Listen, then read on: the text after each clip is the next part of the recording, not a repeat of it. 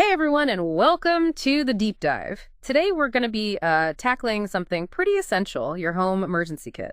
But don't worry, we're not just going to be like throwing a generic checklist at you. We're going to help you figure out what you really need to feel prepared. Absolutely. And we've got a great mix of sources to dive into today. We've got the American Red Cross, FEMA, even ACT Emergency Services. That's all the way from Australia. Oh, wow. Okay. And to add a little financial savvy to the mix, we've got some insights from Kiplinger as well. Yeah, because let's face it, emergencies, they don't just disrupt your life. They can hit your wallet pretty hard too. So where do we even begin with all this? Well, every single source, from government agencies to survivalist blogs, agrees on one thing. Water is absolutely crucial. Okay. That's not exactly surprising. But what is interesting is that the recommended amount varies quite a bit. 3 days worth for evacuation seems to be the standard advice, but some sources suggest aiming for a 2-week supply at home. Yeah, that's where things get interesting, right? Because a 3-day supply is manageable. But 2 weeks of water for everyone in your household, that starts to feel a bit overwhelming. Exactly. And that's where thinking about your specific location and the kinds of emergencies you might face comes in. Are you in a hurricane zone, where you might be stuck at home for a while? Or are short power outages your main concern? Yeah, those are really important questions to ask yourself. And it's not just about the quantity of water either. It's about having access to it when you need it. One of our sources, Kiplinger, actually suggests thinking about unconventional sources, like your toilet tank, or even your hot water heater. Wait, seriously, I never would have thought of that. So you're telling me there's potentially gallons of emergency water just sitting in my plumbing? You got it. It's all about being resourceful and seeing the potential in everyday things. Yeah. That's a key part of preparedness thinking. Okay, that's a great tip. I'm going to have to remember that one. So, water's covered. What about food? I'm guessing non-perishable and easy to prepare is the name of the game here. You are right on track. And again, we see that 3-day versus 2-week supply debate popping up. But there are other things to consider as well. Do you have dietary restrictions? Are you cooking for a family with picky eaters? These factors all influence the choices you make. Yeah, for sure. And speaking of food choices, one of our sources, a blog post out of San Diego, had this interesting tip. Avoid salty foods in an emergency.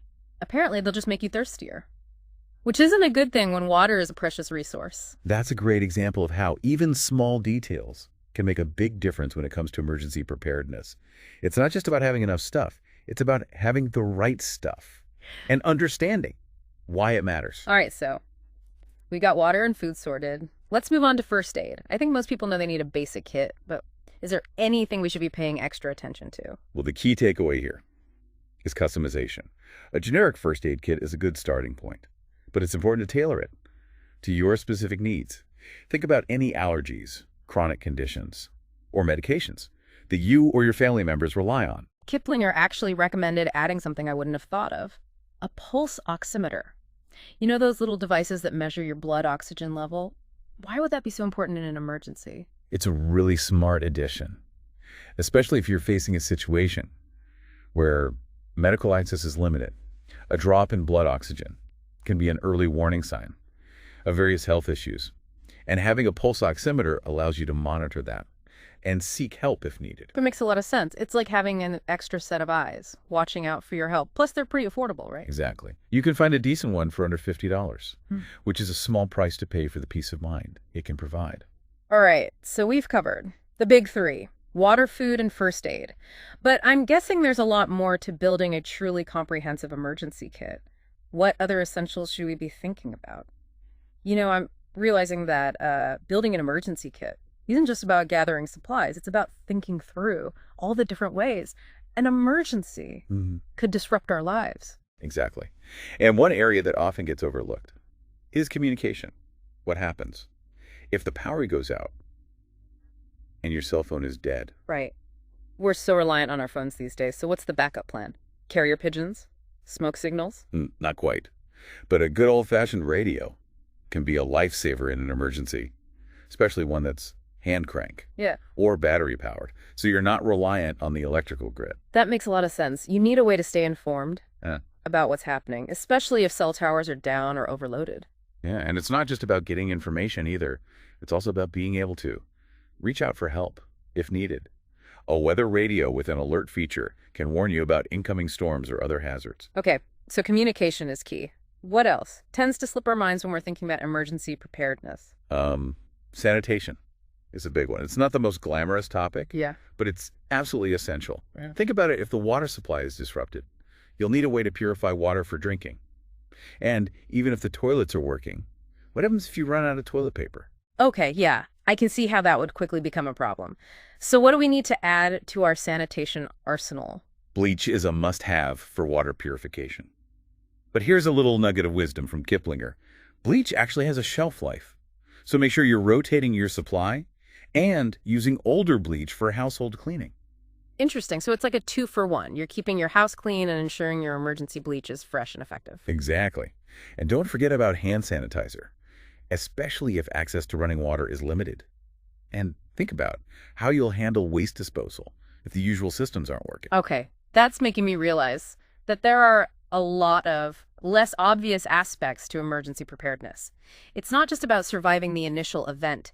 It's about maintaining a basic level of hygiene and comfort until things return to normal. You got it. And that brings us to another category, tools. A good multi-tool can be incredibly handy in a pinch. One of our sources even gave a shout out to the Letterman Sidekick, which apparently packs a lot of functionality into a compact design. I've always wanted one of those. But what if you're, not a hardcore tool person? Are there simpler options that can still be useful? Absolutely. You'd be surprised how versatile simple things like duct tape and plastic sheeting can be. Kiplinger even suggested using them to seal off a room if the air quality is bad, creating a sort of makeshift safe space. Wow, that's pretty ingenious. It just goes to show that you don't need fancy gadgets to be prepared. It's more about understanding how to use what you have effectively. Resourcefulness is a key survival skill. Now, speaking of gadgets, let's dive into a topic that might surprise some people. Tech in emergencies. Ooh, this is where things get interesting. I'm guessing we're not just talking about keeping your phone charged. You're right. We're actually seeing a fascinating blend of low-tech and high-tech solutions emerging, all aimed at making you more resilient in a crisis. Okay, I'm intrigued. Give me an example of a low-tech solution. Well, Kiplinger had this great suggestion, a waterproof e-reader. Think about it. It's a library in your pocket, loaded up with survival guides, maps, and even your favorite novels for entertainment. And the best part is, you don't need internet access to use it. That's a brilliant idea. I love that it combines practicality with a bit of comfort. Yeah. Because let's face it, in a prolonged emergency, having something to read could be a huge morale booster. Exactly. It's about thinking beyond the bare necessities and considering what will help you stay mentally and emotionally resilient as well. Okay, so that's low tech. What about on the higher tech end of the spectrum? Well, your smartphone is obviously a vital lifeline in an emergency, so protecting it is paramount. A rugged case like the Gear 4 Battersea case, which offers drop protection and a grippy texture, can prevent your lifeline from slipping out of your hand. Makes sense. You don't want your phone cracking the second you drop it, especially when you might need it to call for help. Exactly. And then there's the whole issue of power backup. This is where things get a bit more complex because we're talking about a spectrum of needs. Are you just looking to charge your devices for a few hours? Or do you need to power appliances during a longer outage? So how do we figure out what kind of power backup is right for us? I mean, I'm already feeling overwhelmed by all these options. Don't worry, it's not as complicated as it seems. For short-term needs, like keeping your phone and a few other devices charged, a portable power station, like the Goal Zero Yeti 200X could be a good fit. It's relatively compact and affordable, and it can provide enough juice to get you through a few hours, or even a day or two. Okay, that seems manageable. But what if we're talking about a more serious outage, like the kind that could last for days or even weeks? Then you might need to step up to a more powerful solution, like the Jackery 1500. This is a beast of a power station that can handle running appliances, like a refrigerator or a small heater. It's a bigger investment, but it could be a lifesaver in a prolonged emergency. Speaking of prolonged outages, I remember reading about the 2020 Texas storm, where people were actually using their Ford F-150 hybrid trucks as power sources for their homes. That's a great example of how resourcefulness and adaptability can really pay off in an emergency. It's not just about having the right supplies. It's about knowing how to use what you have effectively and thinking outside the box. Absolutely. It makes you wonder, what other unexpected resources might we have at our disposal that we haven't even thought about? Maybe our neighbor has a generator, Or we have a solar-powered charger tucked away somewhere. That's a great point. It's all about inventorying your assets and being creative. And don't forget the power of community. In an emergency, those connections with your neighbors and local organizations can be invaluable. Okay, before we move on, I want to make sure we touch on something. All of our sources emphasized special needs. It's not just about stocking up on extra batteries and duct tape. It's about considering the unique needs of everyone in your household.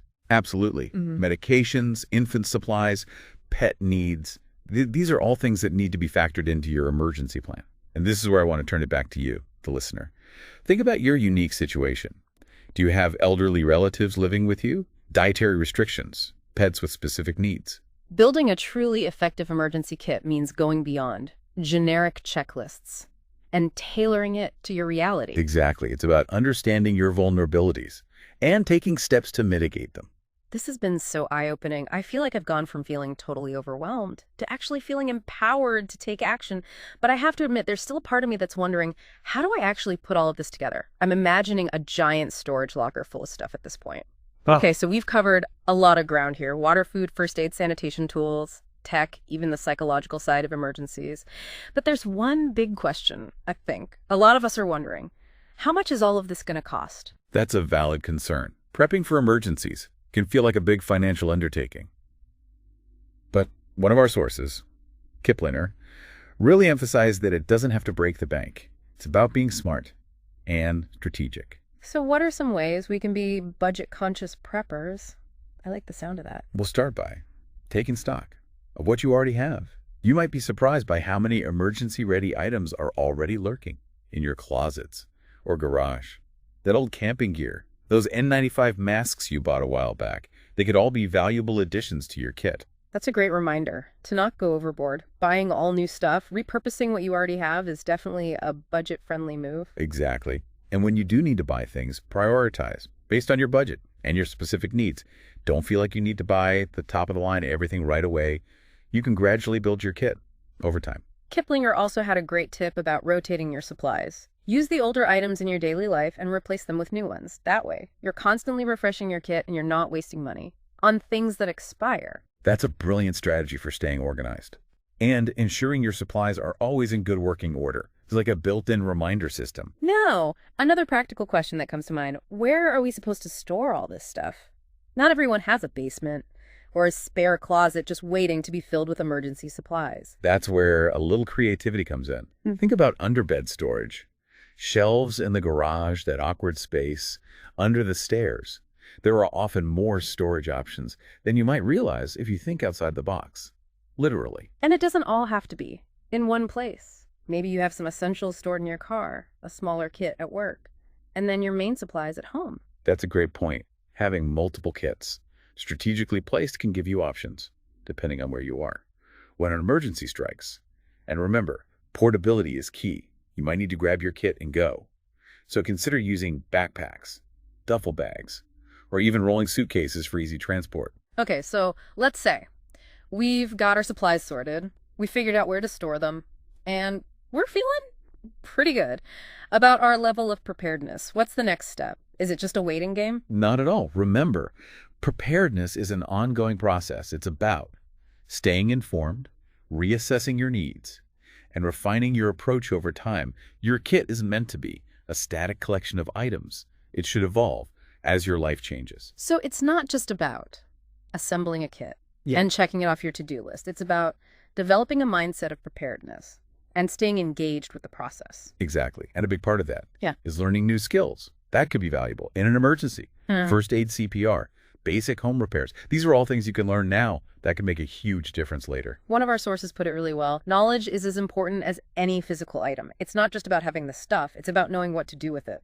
And don't underestimate the power of community. Get to know your neighbors, connect with local organizations, and find out what resources are available in your area.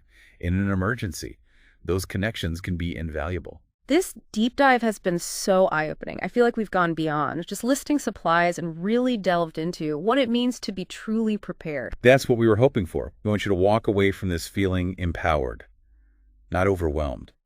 So for our listeners out there who are feeling inspired to take action, what's the one piece of advice you would leave them with? Start small. Don't try to do everything at once. Pick one area that feels most important to you. Maybe it's water, maybe it's first aid, and focus on building that part of your kit first. Then gradually expand from there.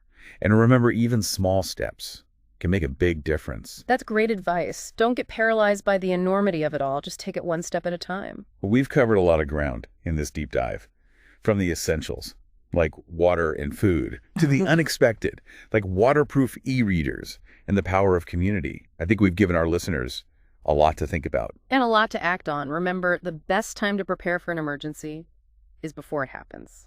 Thanks for joining us on this deep dive into home emergency kits. Stay safe out there.